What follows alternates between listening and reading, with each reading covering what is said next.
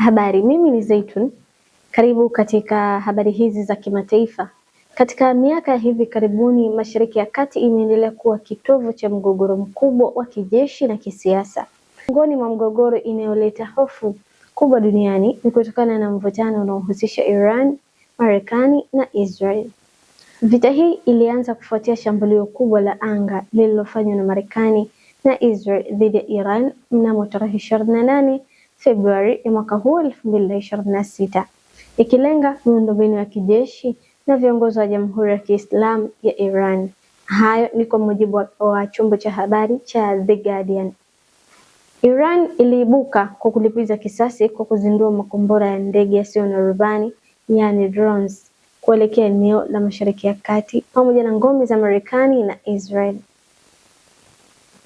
Vita hii imeongeza mzozo wa kisiasa na kiuchumi kote duniani, ikisababisha ongezeko la bei ya mafuta na hatari kwa meli zinazopita Strait ya Hormuz.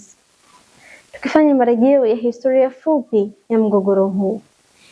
Mvutano kati ya Iran na Israel umedumu kwa miongo kadhaa, hasa kutokana na itikadi kutofautiana, lakini pia usalama wa kikanda, bila kusahau madai ya Iran kuunga mkono makundi yanayoipinga Israel. Marekani kama mshirika mkubwa wa Israel amekuwa akijihusisha moja kwa moja au kwa njia isiyo moja kwa moja katika migogoro hii, hali inayosababisha mashambulizi ya mara kwa mara ya anga, makombora na vita kwa kutumia makundi ya washirika katika nchi mbalimbali za Mashariki ya Kati. Miongoni mwa maeneo yaliyoathirika zaidi, mgogoro huu umeacha alama kubwa katika maeneo kadhaa ikiwemo Gaza. Raia wamekumbwa na mashambulizi makali, uharibifu wa nyumba, hospitali na shule, huku maelfu wakibaki kama wakimbizi kwa kukosa huduma za msingi.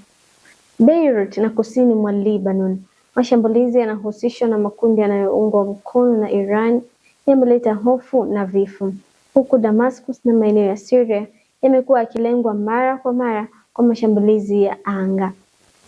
Tehran kumekuwa na mashambulizi ya siri na vitisho dhidi ya miundombinu ya kijeshi, huku Tel Aviv wakazi wameishi kwa hofu ya mashambulizi na makombora ya ndege yasiyo na rubani. Athari kwa raia na watu wanaozunguka katika maeneo haya. Raia ndio wamekuwa waathirika wakubwa zaidi. Watoto wamepoteza fursa ya elimu, familia zimeachwa bila makazi na huduma za kiafya zimeelemewa. Vita hivi pia vimeathiri uchumi wa nchi nyingi. Bei ya mafuta imepanda na biashara ya kimataifa imeyumba. Maelfu ya watu wamekimbia makazi yao na kuwa wakimbizi ndani na nje ya nchi zao. Watu maarufu waliofariki kwa mujibu wa taarifa za hivi karibuni ni Ayatollah Ali Khamenei, kiongozi mkuu wa Iran aliyekufa katika shambulio la pamoja la Marekani na Israel dhidi ya makao yake mnamo tarehe 28 Februari. Chief ni tukio kubwa kwa historia ya Iran tangu mwaka 1989. Baadhi ya viongozi wakubwa wa Iran along with Khamenei, ambapo ni mwanafamilia wake na viongozi wengine wa ngazi ya juu ya kijeshi la mapinduzi ya IRGC waliripotiwa kufariki kutokana na shambulio hilo. Wengine walipoteza maisha. Wengi waliokufa ni raia, watoto na waathirika wa shambulio pamoja, kama waliokufa kwenye shambulio la shule ya wasichana kusini mwa Iran. Pia kuna ripoti za vifo vya raia wa mataifa ya nje waliokuwa UAE wakati wa mashambulio yakifanyika. Kwa ujumla, mgogoro kati ya Iran, Marekani na Israel umeleta maumivu makubwa kwa raia wa kawaida na kuifanya dunia kuishi kwa hofu ya vita kubwa zaidi. Amani ya kudumu bado ni ndogo, lakini matumaini ya mazungumzo ya kidiplomasia na kuheshimu maisha ya kibinadamu yanabaki kuwa suluhu la pekee la kweli. Na hayo ndio yaliyojiri katika mgogoro wa Iran, Marekani pamoja na Israel. Mimi ni Zaitun Juma na hii ni Jahazi TV. Jahazi TV.